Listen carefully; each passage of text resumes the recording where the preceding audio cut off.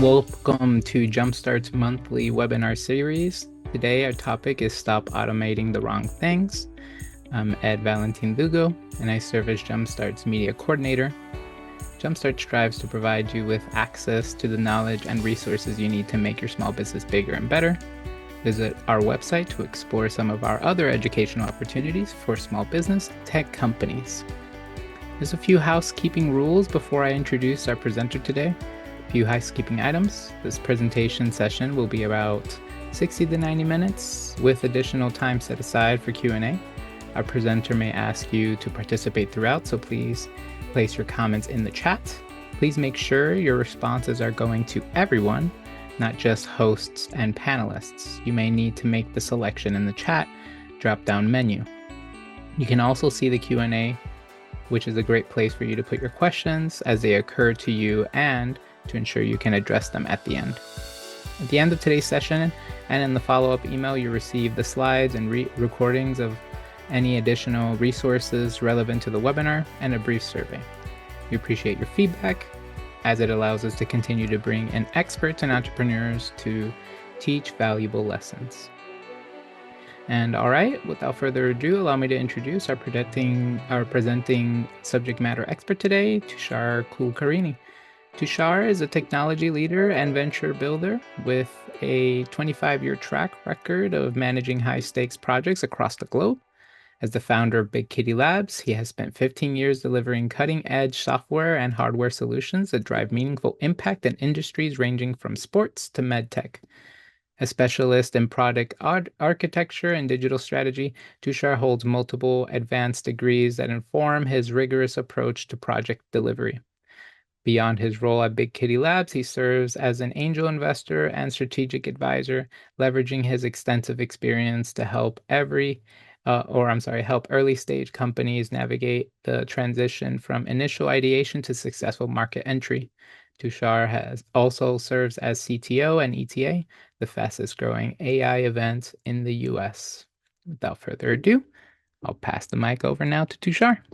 Oh, no, and thanks for that generous introduction. Well, thanks to you, Lauren, JumpStart team for inviting me here. I see, actually, I just saw the attendees tab, and we do have quite a few folks. So, folks, thanks for joining. I know this is you're giving your time during your lunch hours. We really appreciate that. And I do not know if you heard, but I was just telling Lauren and Ed that our company, so a little bit of background. Needless to say, my name is Tushar Kulkarni. I'm CEO and founder of a software company, Big Kitty Labs. And what happens is that usually, even though we are more on the software side of things, in the last 16 or so years, we have seen quite a few tech trends. We have seen quite a few domains because in 16 years, so our company primarily develops, designs, develops, supports several, I would say, several hundred, applications. And I was just mentioning to Ed and Lauren earlier as we started that we have this field is moving so fast in the last 3 or 4 years that some of these things that I'll be presenting today, I wouldn't say that I hesitate to call ourselves experts because things change, especially in tech. Things are rapidly changing, and especially in the case of AI, models are getting smarter. We all know that newer protocols are being introduced. So what we'll be chatting today is mostly based on some of our experiences. So feel free to raise your hand, ask questions. And what I will try to do is I will try to present our experience and our learnings in this field in the first, let's say, 30 minutes or 40 minutes. And after that, I would love to have a little bit of a back and forth conversation. And because that way, even I get to learn because I see that there's 16 folks on the call. So I'm sure that I will get to learn a lot on different domains and everything. So that being said, a little bit about our software experience. So we started our company let me actually jump to the slides. That way we can Yeah, that way we can and so Ed, like you can see you can see the slides, right? That's correct. Yep. Oh, perfect, perfect. So today, so our topic today is stop automating wrong things. And I think most of us actually, here's the thing, this topic does sound trivial that, okay, we all know that there are definitely several areas that we know in our own businesses that can be attempted, or streamlined last. There are several priority workflows that can be prioritized, but there's a little bit of method to the madness. And what I have done is that we've tried to. So one of my colleagues, she also helped me with some of the slides, and what I have done is that I have tried to embed some of the learnings uh, that we've gained from last 3 years. So our company's name is BigQ Labs. Like we are, we started like almost like in 2009. It was an offshoot of a company that was founded in 2008 that pivoted to an, a kind of like a incubator of sorts, but it was mostly around our own ideas. And then from there on, we developed a core competency of developing like cutting edge, rapid, um, all kind of software from mobile apps um, to like kiosk-based products to different portals to we even developed products on like we literally created Roku apps as well back in the day. So we're that team that never says no because we love to learn, we love the tech field, and we have been dabbling in AI since 2010. In those days, needless to say, you didn't have these fantastic large language models. So in those days, we were doing rudimentary natural language processing, sentiment analysis, a little bit of computer vision, and all of that. And in 15 plus years, we have developed and deployed. Uh, s- my guess is like at least 600 plus solutions because we stopped keeping a track of that after 300 or 400 products. And moving on to the next slide, so how did we? So one of the reasons why we got popular was we had been uh, we had been releasing a lot of products, and so my colleague, when I was working with her on this deck, she mentioned that it would be nice to mention um, how we got popular because that is one of the ways to gain attention. So when we were starting out, we launched almost 15 or so products in a span of 1 year, and they were like pretty. There were clever games, some utilities, everything. And what happened was they served as an advertising vehicle. And as business owners, we all of us need different distribution channels, different partnerships uh, to gain traction and develop that funnel. And that's how we kind of got popular because folks started recognizing that hey, there is a team in town that is doing all kind of crazy stuff. Like we were developing augmented reality products and around like 2011, 2012, and so some of that started getting attention. And so but the goal today, so I'll try to, I know that we already are 15 minutes in, so I will start to speed things up.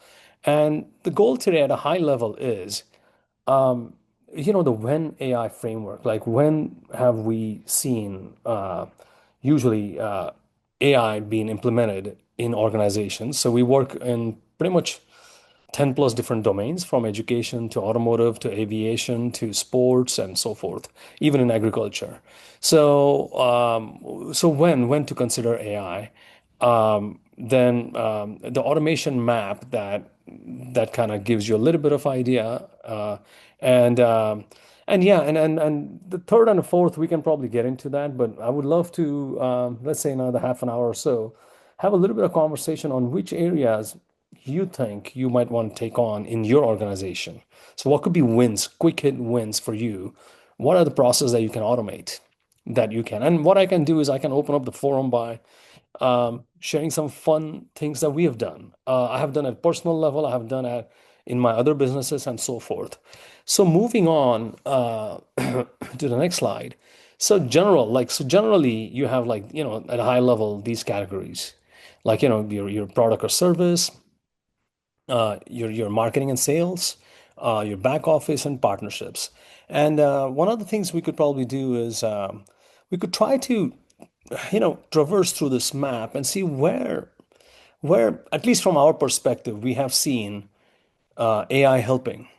And and by the way, at any point, feel free to raise hand and ask questions because this is, as I mentioned, this is a I wouldn't call it like this is like 100% exactly how this has to be done because this field is rapidly evolving. So you might have some questions that might start a little bit of interesting discussion. So feel free to raise your hands, ask questions, and that being so, let's get to the poll later. This was like something I thought we could add in where we could probably ask like, okay, like which areas you're tempted to automate in your organization.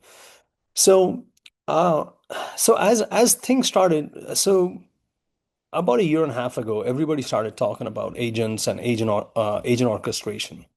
And I'm assuming that most of the folks like here have heard, some of these buzzwords. Essentially, you're building and implementing automation in your organization that is streamlining certain tasks.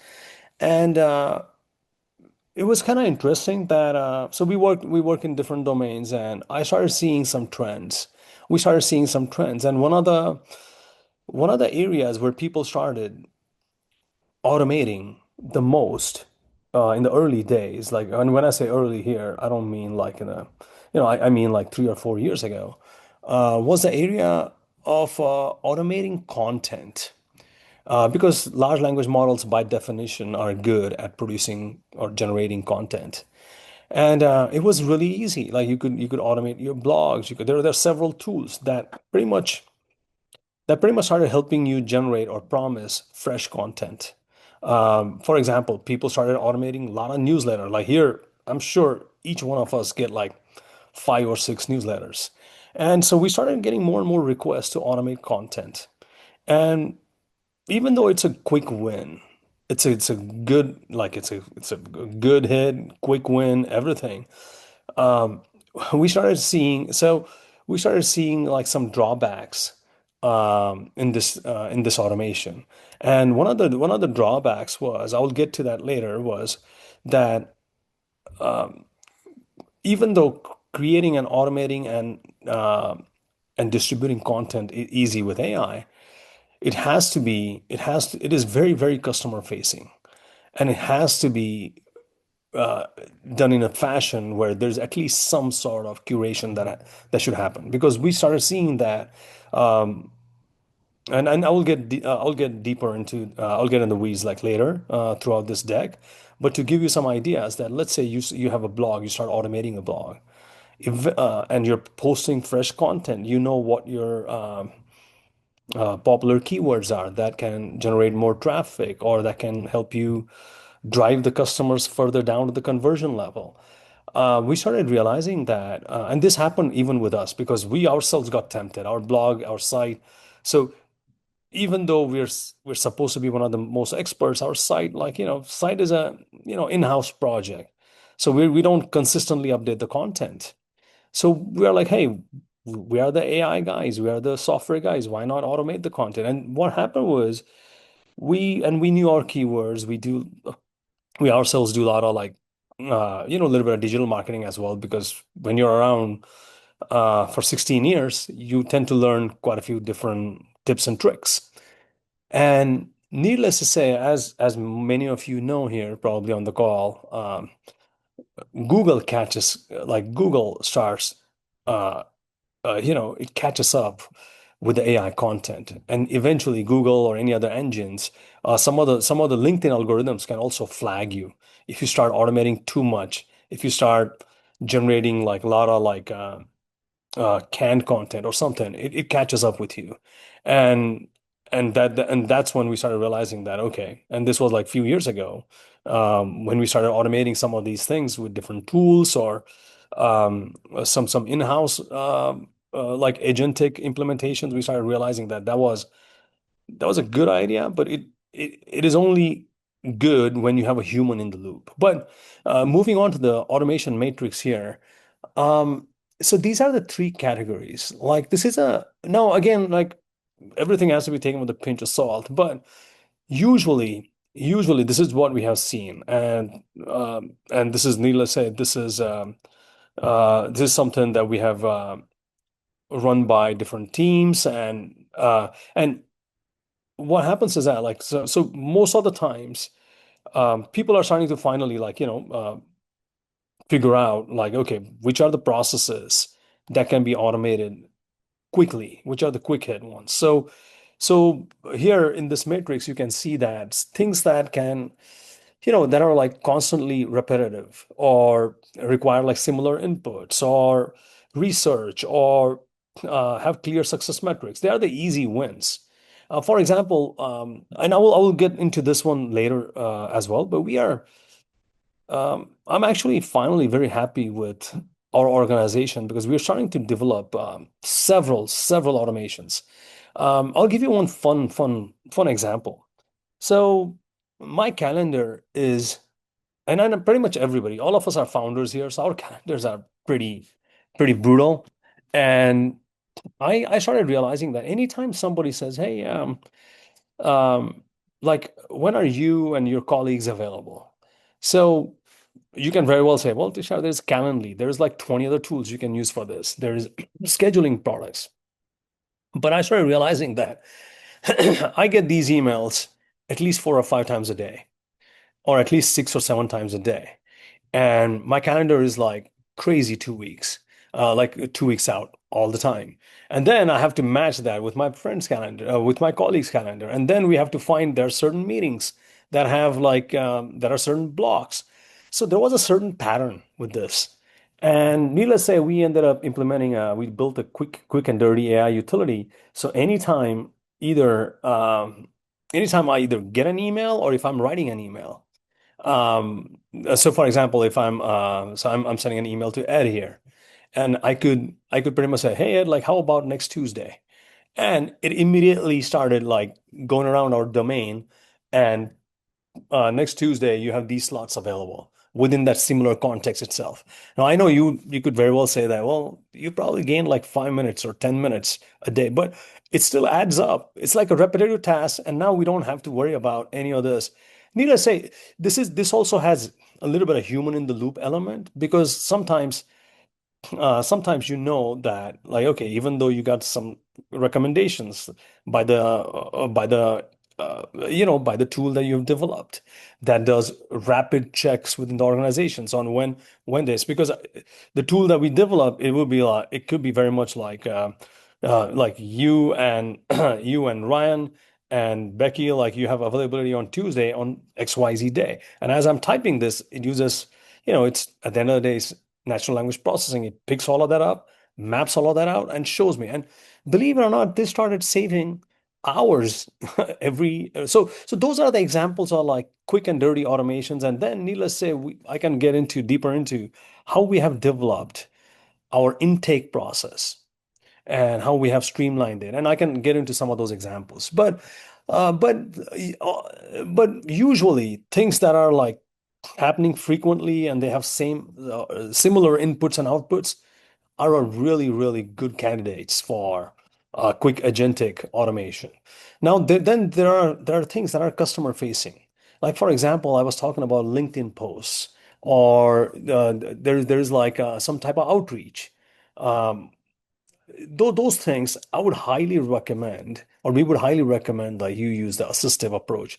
And I can give you another example on that. And um, 3 or 4 years ago, I ran into a team. So we are constantly exploring different type of outreach. Every company does. I'm sure everybody here is constantly figuring out, okay, what are the different type of outreaches?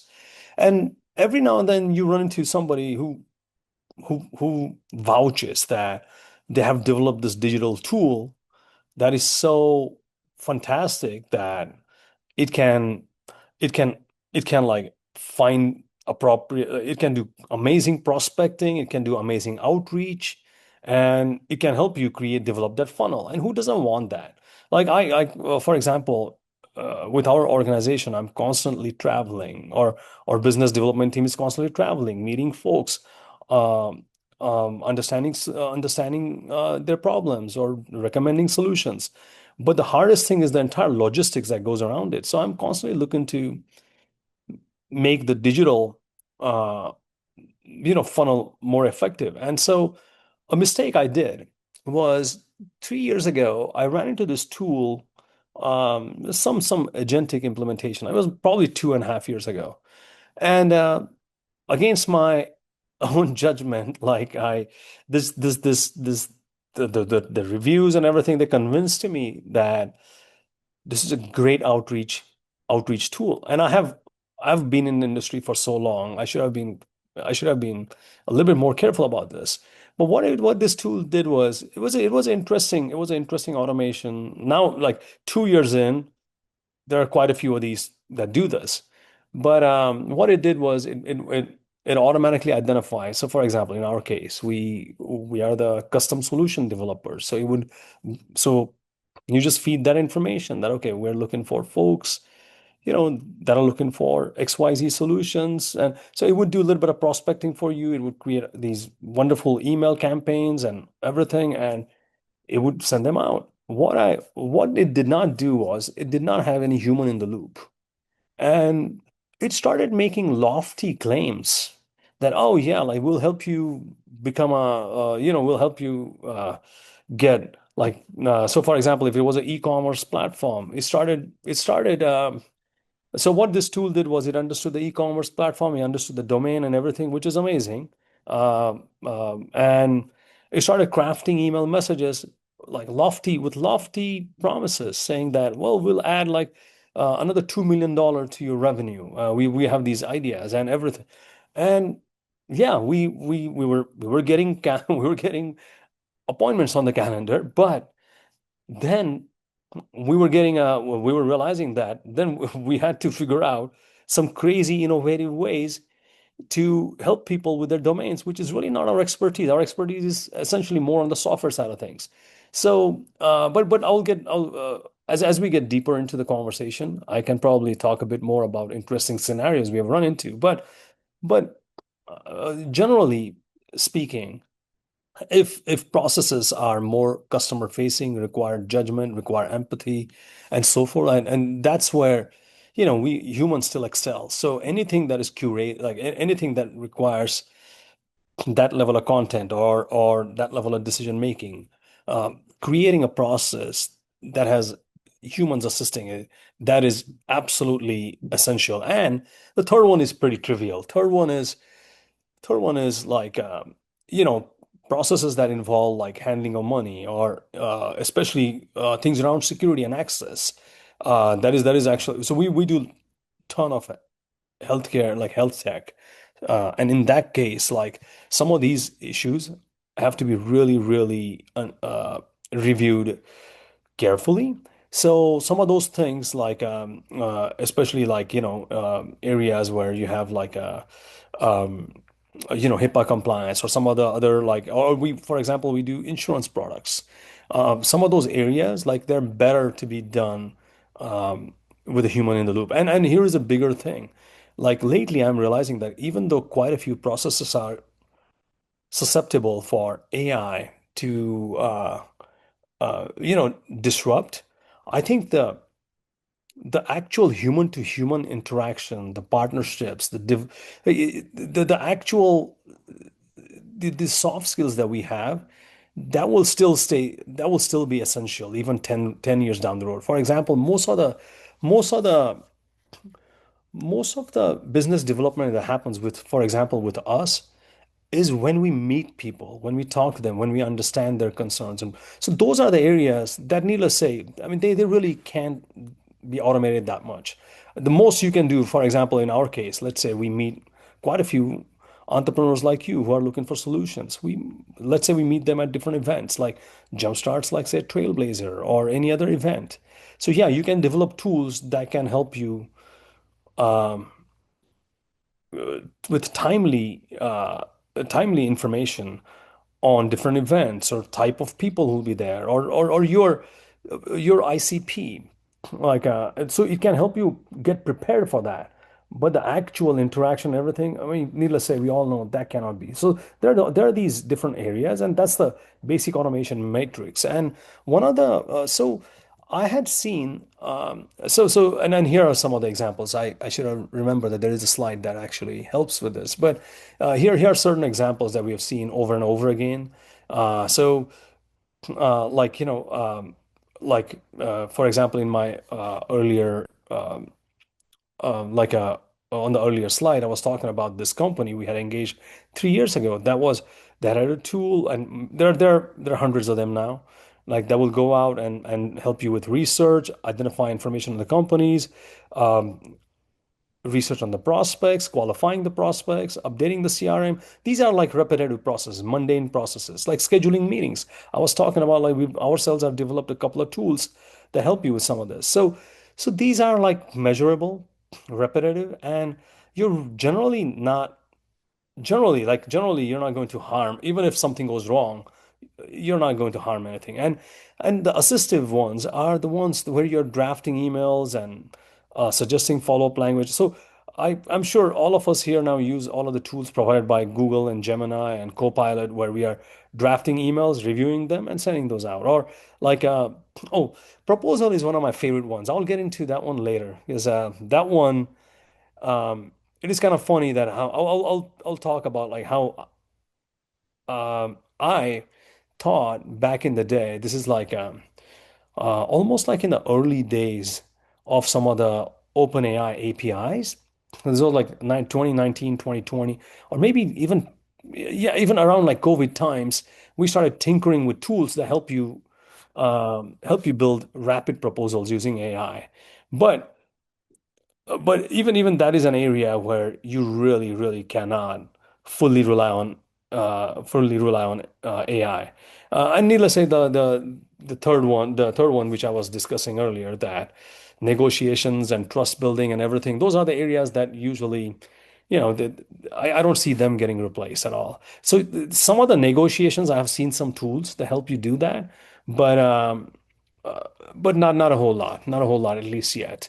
And so these are some of the slides I have already discussed, like where the more AI generated content you create, it is not that impactful, or at least even if it's impactful, algorithms are pretty smart these days, and they start catching up on it. Especially companies like Google, LinkedIn, even Meta to some extent. Like they will start flagging things, and in Google's case, it will actually ding your rankings as well. So there are these different traps to avoid. For example, spam. Like spam filtering is so savvy that you really have to be careful. And in the case of like those newsletters I was talking about, it's very it's getting harder to get them in the inbox as well. So some of these things you have to be a little bit careful, because even though they look like quick wins, uh, it is really not that quick. And even for us human, I'm sure like even everybody here on the call can these days understand. Like, for example, on LinkedIn, you get you get pretty much a message that some of the ones are my favorite and funny ones, which are like, "Hey, I love the work you're doing," and blah blah. And I know that that is either somebody just copied and pasted it, or it was an AI. Similar thing is happening with newsletters. Everybody I know has a newsletter that is just like canned content. And those are the areas, not to mention you end up being spam, go into spam because the filters start catching up on it. So there are these, yeah, there are kind of like these, some of these common pitfalls. And, and we could very well say that the rule of order is, keeping the relationships founder led.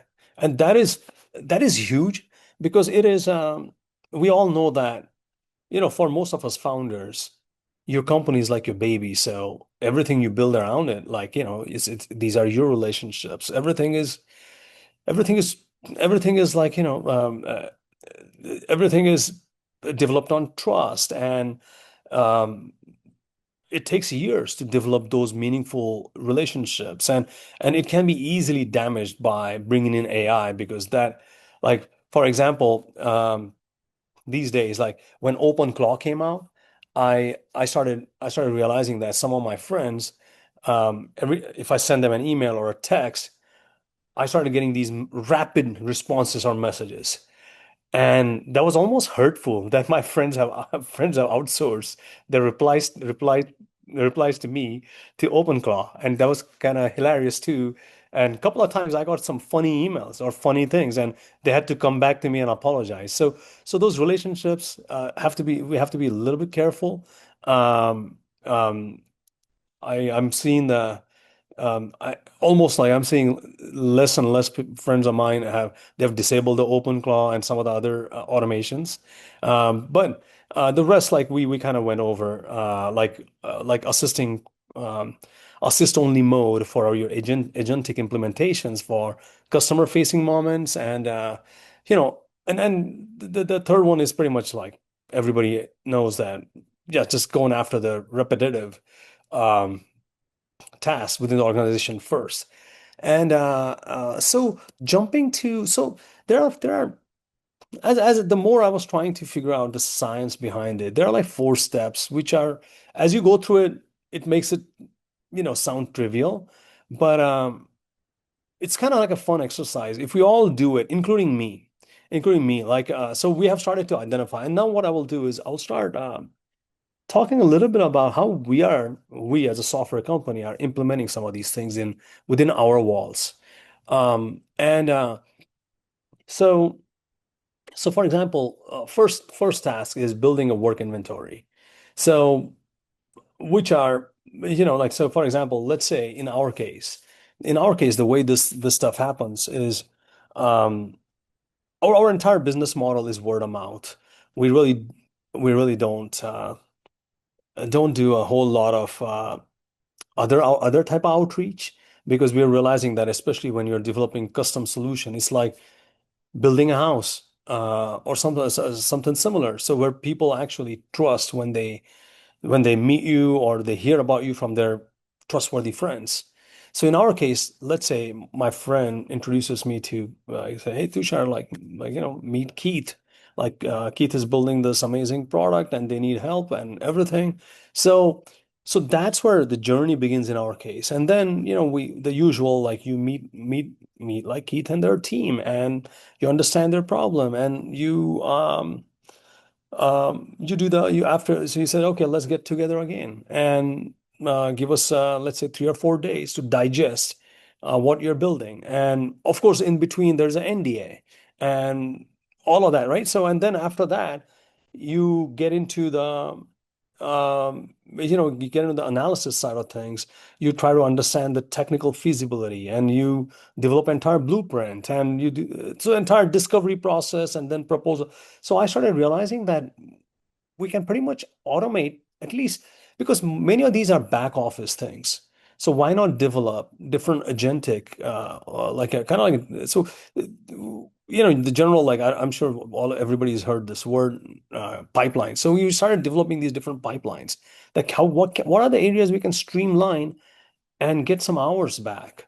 So in the similar fashion, we did an inventory that, okay, we have this entire operations, because our software designing developing is such a ops heavy domain. We have to do like 20 different things. So we're starting to do this inventory, and the best way to do it is, identifying these recurring tasks. Like for example, in sales, you can see here like the prospects research and CRM updates that we discussed earlier, and sending emails and discovery calls and everything. So kind of like going through that, like, so that's your usually step one. So talk to either you start writing down the different areas where you or your team spends most of the time on, and then listing down different tasks. Like for example, in our case, as I was describing, our one is our intake pipeline, where we have like the entire process mapped out and different tasks mapped out. Like for example, every time we meet somebody, there's you're constantly doing NDAs. So can we automate that entire process, or can we automate the entire analysis process. And because now, like for example, you already have, I'm sure even on this call, we have probably at least 4 or 5 different bots. So they're recording it, they're doing everything. So can that be taken a step further to do a little bit of rudimentary analysis, which can be reviewed by the leads? Because of course you need a human in the loop, because many times this thing can pretty much pretty much like garbage in and garbage out. So it could pretty much like go off the rails and do a different type of analysis. So we ourselves are kind of still doing a good amount of inventory, but then we also have like our development tasks and everything. So we're starting to automate some of the security stuff, some of the penetration testing stuff. So the same fashion, this applies for everybody's domain. And then the second one is categorizing these tasks. And this is an interesting thing. Like so collection, analysis, like deciding and acting. So if you even like start categorizing these tasks into these different buckets, um, and we already went over like so I already went over like some of these things. So I definitely don't want to bother you by repeating them. But like, like collection is like gathering information, or qualifying the prospects, or running research, all of that stuff that goes under collection.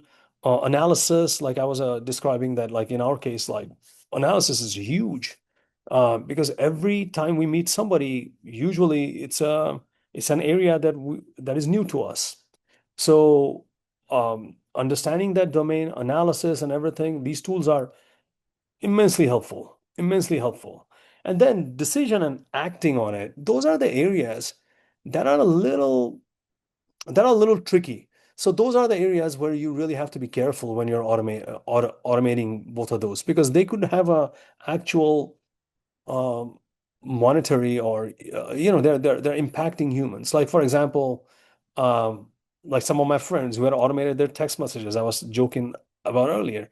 That's a that's a little scary thing to automate full blown.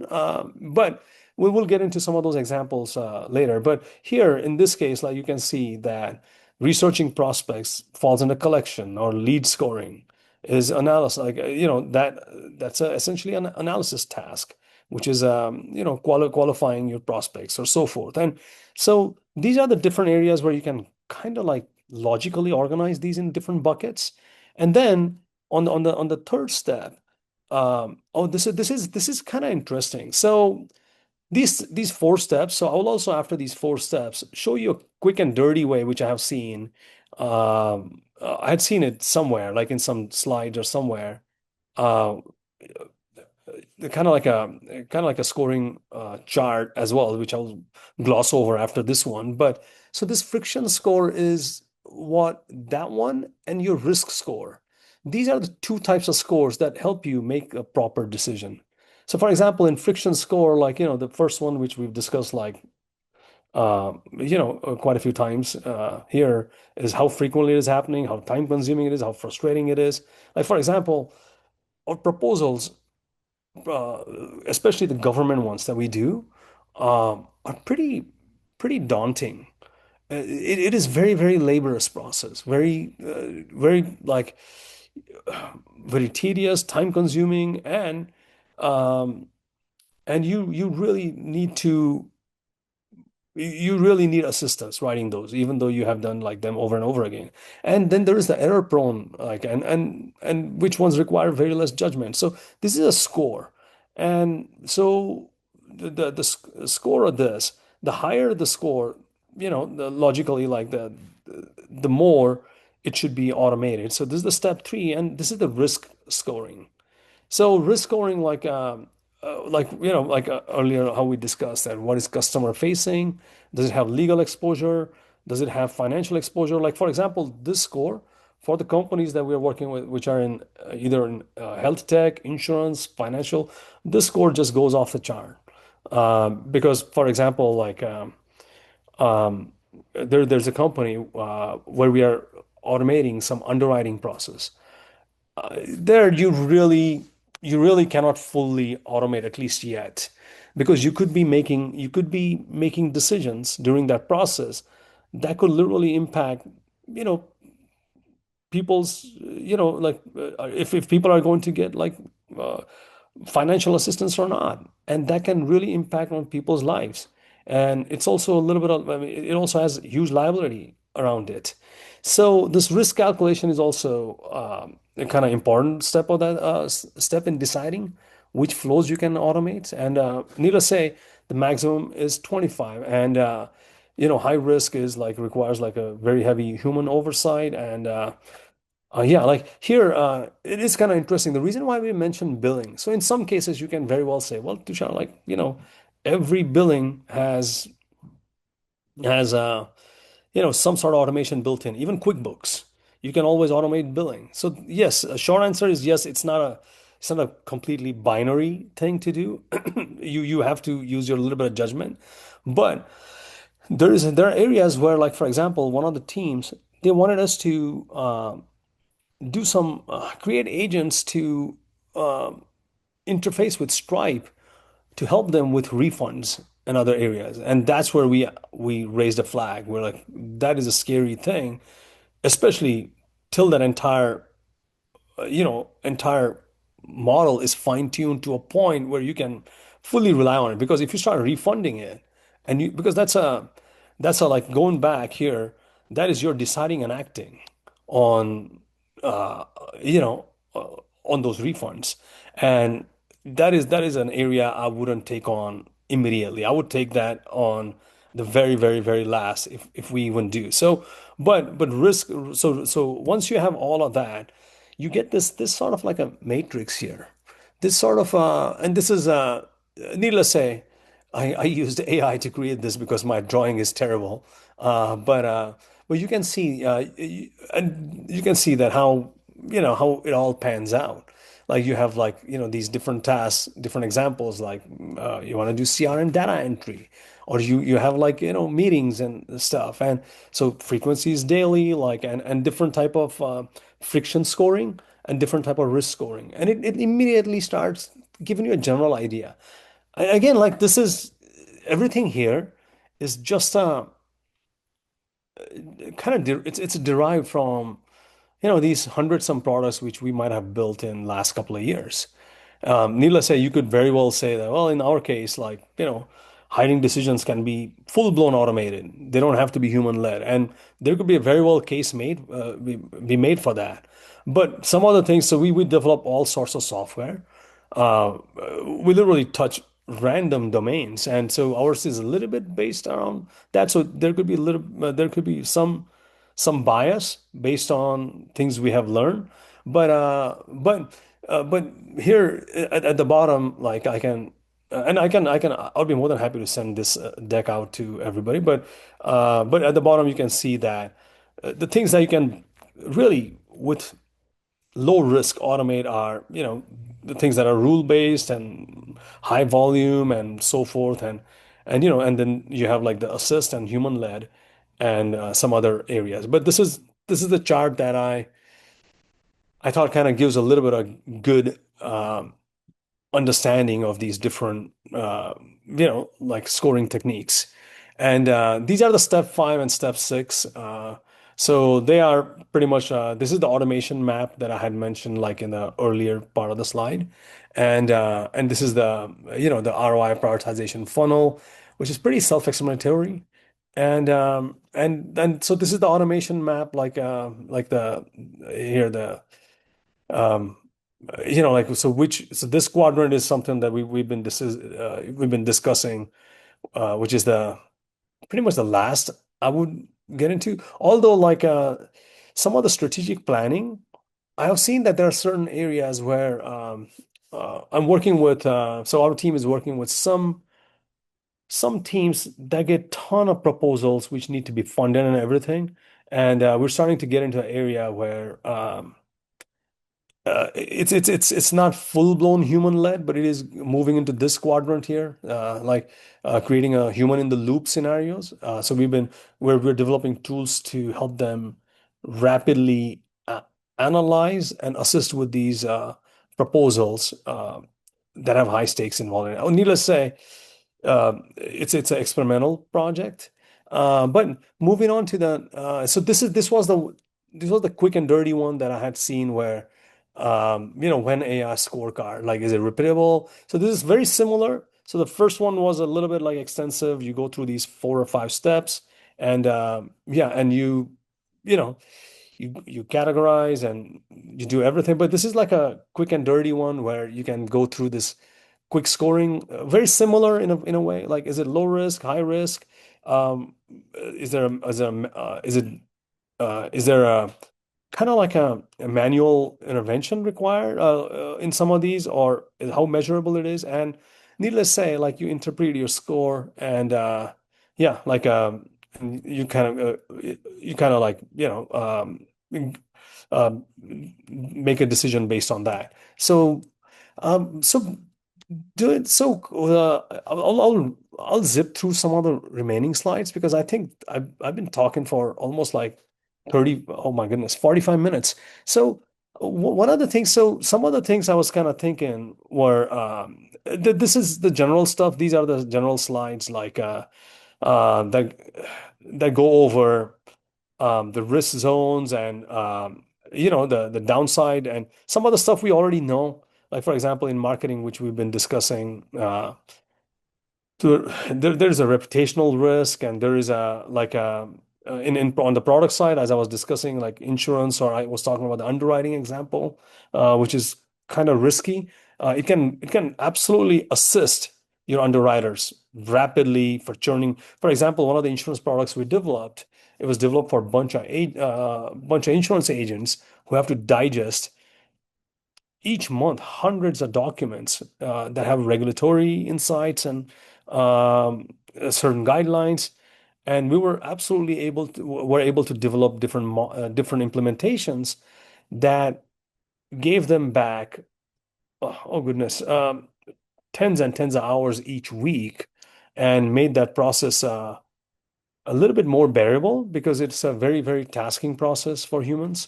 But I will zip through some of these, and I thought maybe we could probably open things up, um, and then maybe do Q&A if that's okay. And oh, by the way, I would love to talk a little bit about some of this before we do that.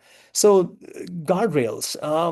No, this is something that when you deploy a solution, there are some of these things that, needless to say, your dev team should be aware of some of this, so you don't have to worry about it. But here I can talk about a little bit about like um, there's a whole movement around explainable AI. And so this kind of overlaps with some of this. So you have to have some sort of human in the loop for most of these high stake processes. Um, usually you should have proper audit trail, mainly because you have to be able to explain how those decisions were made instead of having an entire thing as a black box. And then there are like some other like things that we discussed, like for example, this like uh, not giving your AI access, like full broad admin level access to do changes on your behalf. So there are some of these areas, like these guardrails, that absolutely need to be discussed when you're developing some of these workflows. And I'll be more than happy to have this conversation offline because this is like a rabbit hole. We can keep getting deeper and deeper on it. And so that being yeah, so everything else is pretty much like pretty much like very, very trivial. So I thought like what I could do is I could stop here because I've been almost discussing for like 50 minutes. And Ed and Lauren, like, is it a good time to like a little bit open up and have a conversation? And I would love to hear like, okay, which areas everybody has probably thought of automation, or any questions around some of that. Yeah, I think this is a good time. Does anyone who's attending would like to share or write some comments in the chat? And in the meantime, while anyone writes their comments, I actually have a question. Oh yeah, I always think about the power of automation, especially with the rise of artificial intelligence. yeah, And it can get very political depending on what side of the spectrum you're standing on, and like when you're considering artificial intelligence as it relates to work. yeah, Um, but I think that the part that I liked about your presentation was that bit about that the one thing intelligence can't replicate is that human aspect, Yeah, especially when when it comes to running your business. And yeah, it also like kind of like made me think that it kind of highlighted this idea that it changes the nature of work yeah, insofar as it yeah, helps you get to that human part for a lot faster in a lot of ways because you yeah. could automate, you know, Oh yeah, yeah, like a client email response that can kind of just like get you to that part a lot faster. In your expertise or in your experience, how has automating allowed you to deliver more of that human connection yeah. with clients or funders or Oh yeah. any sort of networks that you have connected with? So that's a very interesting question. So I'll take like so that's a fun thing about like when I'm when I'm on the when I'm doing Q&A, I tend to take tell stories, long stories. That's what Mm. my family picks on me. But what you just like asked is very interesting because a couple of years ago I realized that when we started automating hard skills. So I grew up in India, and growing up in India, like entire emphasis was on, hard skills. Because, growing up, like your everything was like around like, like engineering and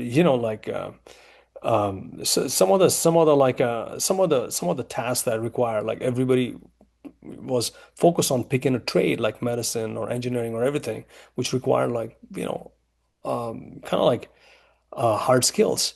But now with AI is kind of helping us take over some of those skills. And I started realizing 2, 3 years ago Mm. that it is actually in an interesting way gift to business owners because like for example, we used to spend hundreds and hundreds of hours on analysis and paperwork and everything. But now, to your point, soft skills are becoming a bit more important.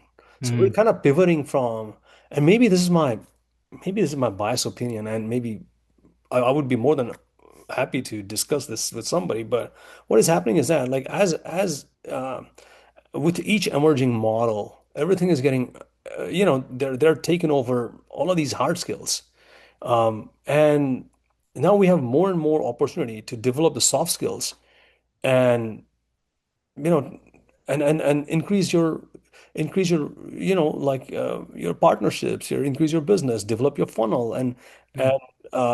it's essentially giving you time back to scale Mm. your business because those are the aspects, see, the crucial aspects uh are still like human led. Like for example, like in every I've rarely seen like um things like deals being closed without humans meeting each other. Like that aspect is not going to go away because to close a deal or carry out that transaction, that trust is such a crucial factor, and that's not Mhm. going to happen without, because like I like as you and I are talking, like like there's that body language, there's that conversation, there's that tone, there is being on the same page and those things. So now we have more time to do that is what. And so to give you an example, to answer your question, one of the teams we streamlined, it took us some time to streamline some of their process, like six months or so, and they were able to move 6 folks into sales position. Mm. I mean, it took them a year and a half after that automation was done, but that's a huge thing. So and guess what? Like so they have already opened up a new location. So it's a retail operation, and CEO was she's very tech savvy.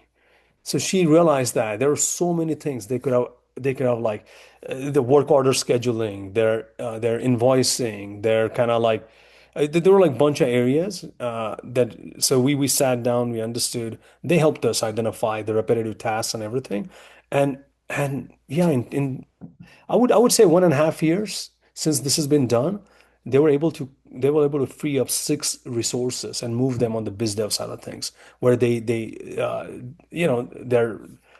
part of the outreach and everything. And so so of course it took some time because I know everybody expects like, oh yeah, with AI, oh yeah, you can do this in a month now. Or no, it took because at the end of the day, you have to understand the processes, you have to develop the user experience, and you have to implement some of that. So Hmm. sorry, I took like 5 minutes to answer that That's question. okay. But I think it is I think soft skills are becoming more and more important with this. Mm. And this is a big opportunity for all of us to streamline your operations even further. And like for example, we are, one of the areas that I'm trying to automate now is we're developing a. What is happening is that with this, all of us can do so much more A/B testing. So, for example, we meet folks at different events. That's how like people are like, oh yeah, these guys seem to know what they're talking about or something. And I realized that what happens is that when you're meeting folks at events, um, you tend to when you walk in an event. By the way, I'm going a little bit off tangent here, but I'll tell you the potential of where we are right now is so huge. So you walk in an event and you tend to talk to the same people because you're in a comfort zone. You're like, oh yeah, I know Ed. I'll spend like 10 minutes with Ed. And then I know Lauren and I know Zenith. Like or so but at any event you have like maximum 2 or 3 hours, 4 hours. So I was like, how can I like and then when you meet new people, you're like, well, I met them, I gotta better get their card, all of that. So one day I was like, you know what, we'll probably automate some of that. And so we developed a tool. So when you walk in an event, so we're releasing an app that will so when you walk in, it tries to suck in information about who's attending it. It has your LinkedIn data, some other data. It tells you who you should meet. And we gamified it. So we're Mm. like, okay, let's gamify it. Let's encourage Tushar to meet like, Jonathan or Jolene or like Evelyn. Like, yeah, like let's introduce them because hey, they might be looking for AI implementations or something. And after you meet, it did auto like it creates these drafts and for you to do a follow-up and meet and continue the conversation and get on the calendar. But there are all of these things you can do now and that you couldn't because till like 4 years ago, if you had to develop the system, it was a bigger project. It was a bigger project, and here you can like fail way faster now with Mm. some of this. Sorry, again like No, I'm no, no. I think it definitely all relates because, it's seeing this, I think another part of your slides, and again, anyone can write in the chat or raise their hand and, we can, yeah, share your yeah, perspective. But something that stood out to me was kind of like I envisioned almost like what is automated, what gets reviewed by a human, and then like what is like at the end of the day starts with a human, ends with a human. yeah, And I liked it because in a way it kind of like presented automation as like a type of container. yeah, Like yeah. which container best suits this kind of process right Correct. Yeah, now? Is yeah, this like, I don't know, an email or a conversation with the client? Maybe I can have AI draft an email response to me. Maybe I yeah, have a yeah, super long thread and it's hard for me to keep up. Like, yeah, what are the beats that I need, right? And yeah. then that kind of like, okay, that's that one container, next container. Let's review it to make sure I got my ducks in a row before I say, Agreed. spaghetti's on the wall or whatever. Yeah, And then no, you no. have the human part, right? Where then like right, like I know that there's like a lot of fears about the automation and education and teaching, right? And there's some people like, oh, robots will start teaching kids, but like, no, I don't really think so, right? And I think that's kind of to your point, right? Like, there's still that humanness So, that yeah. people still need, even in business, right? And Oh, in all absolutely. facets of life. Absolutely. And I think what is happening is that so two, three things that you mentioned are interesting. So one is as a founder, you just don't have time.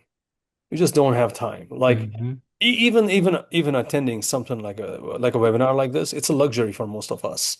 So that's why like taking that pause and just doing that inventory, like it was like slide number, whatever 10 or 11 like on that in that deck like um doing that inventory is very useful because I'm sure like even though we're so for example recently we realized that attacks on the environment are increasing because of all of these tools. Hmm.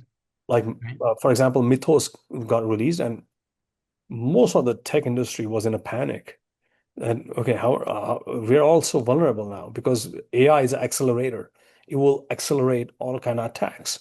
So we immediately decided to develop a pipeline that can be implemented and pretty much required for every project that is done where you can automate the entire process so thoroughly that it does everything from end to end.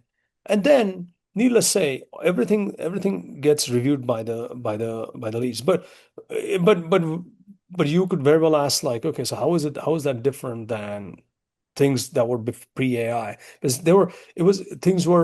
things could be very fragmented then, and not Mm. every if you had to build a full-blown kind of automation like that, it would be very hard. And going back to your education, like your education comment, now there are these tools. So I'm seeing that what is happening with these tools, without getting deeper into it, because there's like 20 or different things that I've seen in the last couple of years. They're helping you get to your or understand your students even better. Their Mm. understand them at an emotional level, understand their pace, understand because what was happening was pre-AI, it was like kind of like a education was pretty much almost like, mass marketing kind of thing, right? Like where one teacher teaching 100 kids in a similar format, similar thing. But now I'm seeing more and more tools that are helping teachers to adjust the curriculum according to, so you're doing a little bit of like custom learning and custom teaching. Hmm. Hmm. And so each I think so that's where it will help teachers. Like we ourselves develop some tools where it gives it gives teachers like a little bit of understanding of like who is where, and Mm. then adjust the pace or curriculum or everything based on that. But you're 100% right. Like I don't it is humans absolutely will need to be in the loop. I think where it is a huge boon for people like us, because the more we do, the more we streamline all of this, the more time we'll get back, and we can start coming up with clever approaches on how to increase our outreach, and how to yeah, like yeah, it's funny that things you can do. Like for example, I was talking with our team.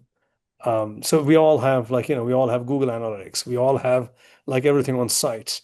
So I, I'm starting to capture all of that data, feed it to Claude or any other agents, internal agents we've developed, to start getting more and more meaning out of that.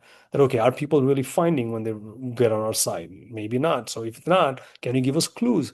Can you tell us how we can convert them, how we can generate them to query? But you can do all sorts of A/B testing now, and you don't even need, Mm. for most of this stuff, you really don't even need an agent. Like one of the things I tell people was last year I I started developing agents too. So I wanted to buy a new car, and I literally created a new car where sorry, I literally like I wanted a specific model, specific year, everything. So I created an AI agent that started going out and talking to dealers, different dealers, and it negotiated on my behalf. So earlier in one of the slides, I actually had a note there that negotiations should be done. So I actually that's not fully true what I said, but I was able to literally get an amazing deal on the thing. It was like November. I had a lot of time on my hands, and I was tinkering with some of this. But it is yeah, you can do some crazy stuff and get time back, and Hmm. yeah. But I would love to like see. Does anyone, just out of curiosity, does anyone here like want to talk about any areas, like any areas you might have automated, or you want to think that can this area be automated? Hmm. Just out of curiosity. Everybody's pretty quiet either. Hmm. And we're learning together, guys. No Yeah. shame. Yeah. Oh, there's a chat running. I didn't realize. Oh my goodness. Oh, there's oh, I hadn't paid. Yeah. Oh, so there's Ev someone who just wrote, oh yeah, Terry. Evelyn, I completely agree. Yeah.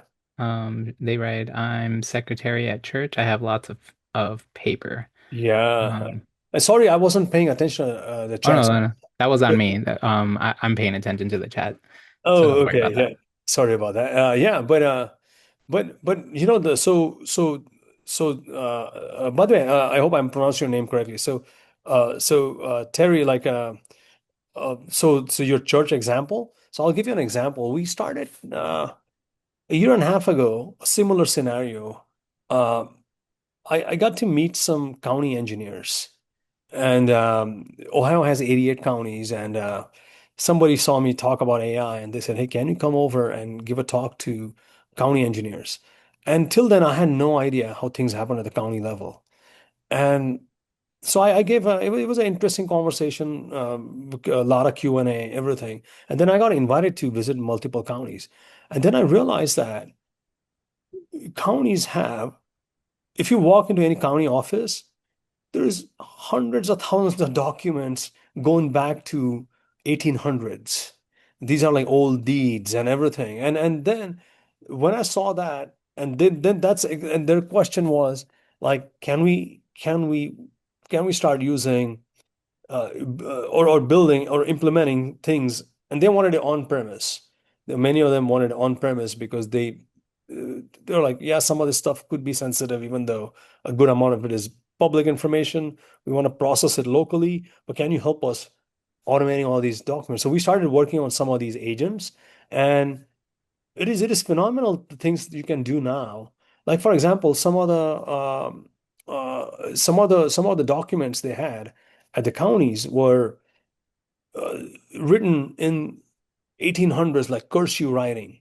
Now, like 3 or 4 years ago, your traditional OCR would not have read those documents, nor read those papers. But we were able to implement really interesting agents. We literally even started building an agent for somebody who had 35 years of experience, and they were worried if this person leaves, we wouldn't have any. If a new person joins, we would have a huge gap in that everything that he's learned. So what can we do to build an agent, and this person can like pretty much like, sort of better word, like, train the agent, transfer the knowledge as much as you can. So we kind of, that was a good experiment we ran. But Terry, like to your point, yeah, like all of that paper and stuff, like it can absolutely be absolutely like, yeah, like feel free to contact me. Let me type my yeah, you can do. We've done some really, this county work we did was really pretty interesting because that is one area where I had I had no idea that they have so much paper, so much paper. In some cases, that paper is not even scanned, so it's not even structured data. Or if it's scanned, it's just scanned as a blob, and it's not. But yeah, 100%, like it can absolutely be done. Yeah.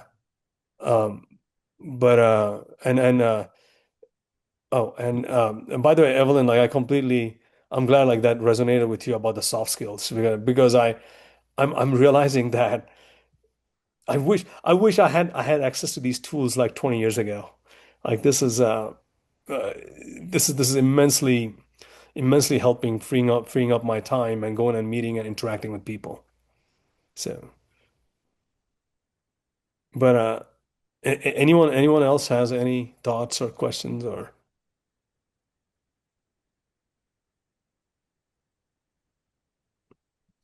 I know everybody must be hungry. It's past everybody's lunchtime. So, but what we can probably do is we can probably but by the way, and I do not know if you need, I had modified that deck that we sent to you a couple of days ago. So let me know if you want me to send my version to you. I can send that to you. But everybody, like, feel free to reach out. Like oh, there's Terry. Everybody feel free to reach out. Like I I would love to yeah, I would love to, like continue the conversation, do a deeper dive, and uh but yeah, but this is a absolutely, the next couple of years are absolutely interesting. Yeah. Yeah. Well, on that note, like we can give everyone some time back. I'll just go ahead and go through my closing remarks here. Yeah. So Thank you, everyone, and thank you, Tushar, for sharing your knowledge and your expertise on this topic. Um, we always have more webinars, everyone, coming up on the second and third Wednesday of every month. We actually will continue this topic next week. It'll be called AI that actually saves you time. You can find these webinars at our and other webinars, Jumpstarts and partner events at jumpstart.org/events. At the end of today's session and in the follow-up email, you'll receive a brief survey. We appreciate your feedback as it allows us to continue to bring in experts and entrepreneurs to teach valuable lessons. We'll also be sending you an email with the slide deck and Tushar's contact information so that if you guys wish to continue speaking with him on this topic, I'm sure that he'll be more than happy to share his expertise and give you guys feedback on any other steps of your guys' workflows that you guys are trying to figure out how to automate for yourselves. But other than that, guys, we really do appreciate having you guys here, and I hope you guys enjoyed the conversation and took something away. Yeah, and thanks again, Ed and Lauren, and thank you everybody. It was a pleasure. Seriously, feel free to call me, even if it's general AI chat. I love to. This has become my passion, and yeah, I would love to meet everybody in person at one of the near future Jumpstart events. Thanks again, and have a great day, everyone. And yeah, looking forward to continuing the conversation. Oh yeah, let me. You can go right ahead. Yeah, so I just realized, yeah, I forgot to give my number. So Terry, I just sent you the number, and yeah, everybody feel free to text me, call me. Yeah, and thanks again, Ed, and thanks Lauren, and thanks Jumpstart team. Of course. Everyone, you have a good rest of your afternoon. Have a wonderful day, guys. Bye.